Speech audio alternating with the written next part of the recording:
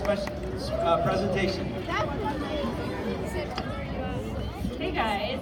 Okay, so last spring we did some work with Cornell University and the Human Computation Institute with stall catchers, and we're very lucky to have Mr. Michelucci here to present some of our great achievements that you guys did last year with stall catchers. You did some great work.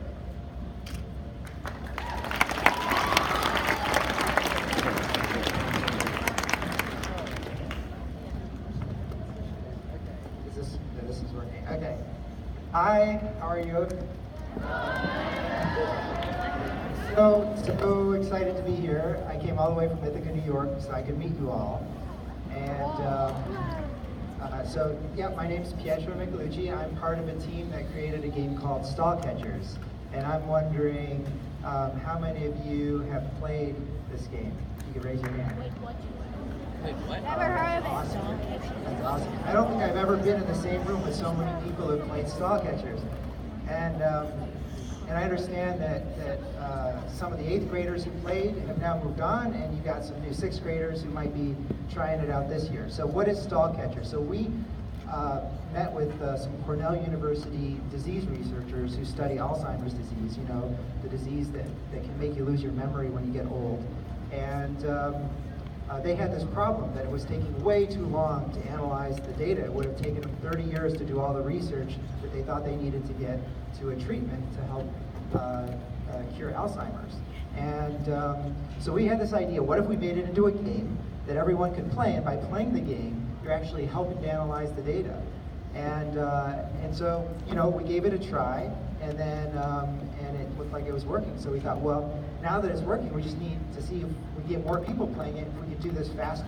So we had a team competition, and you know, this amazing person standing over here next to me, Ms. Davis, you know, and it really takes an enterprising and visionary person to pull together an entire student body to participate in something like this, and then a bunch of really enthusiastic students to form a team that could compete against teams all over the world. And I don't know if you can see in the background, there's this video running, and some of the screenshots you can see there are people from literally all the different countries of the world, in Africa, Nigeria, Uganda, in South America. We have El Salvador, we have Chile, and then all over Europe, and of course in North America and Asia. And actually we almost had Antarctica, but we couldn't meet their bandwidth requirements. They kind of rely on their internet for survival there, but they said maybe next year they'll participate. So anyway, it was a very heated competition. We had a team of seniors, you know, grandparents, retired folks who were neck and neck with the Lake Hazel, the middle school STEM team. And you know, up until the very last day, it wasn't clear who was going to win. And then, you know, this stroke of genius, Ms. Davis said, you know, let's do this pizza party, right? How many of you were actually at the pizza party? There are, so, okay. Wow. So this is really exciting that I get to actually see you in person. It's the pizza party people who pushed through and won the competition. You know, before I give this award, I brought an award. It's the, oops, I'm losing the mic here. It's the world's first Citizen Science Trophy.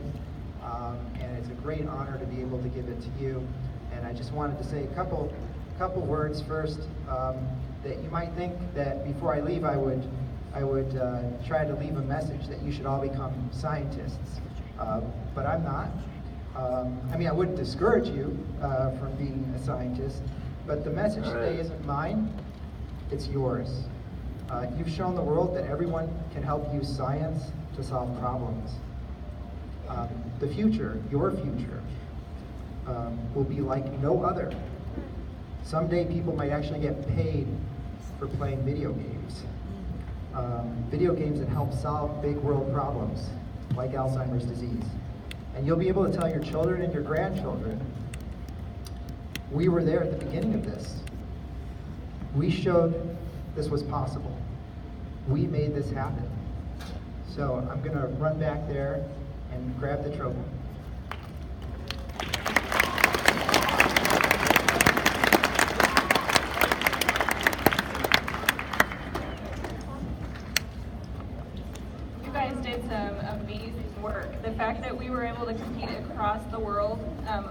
proud of you, and I'm really proud of you guys for sticking to STEM, because that's where life is going to take you some great places, and so I'm really proud of our accomplishments.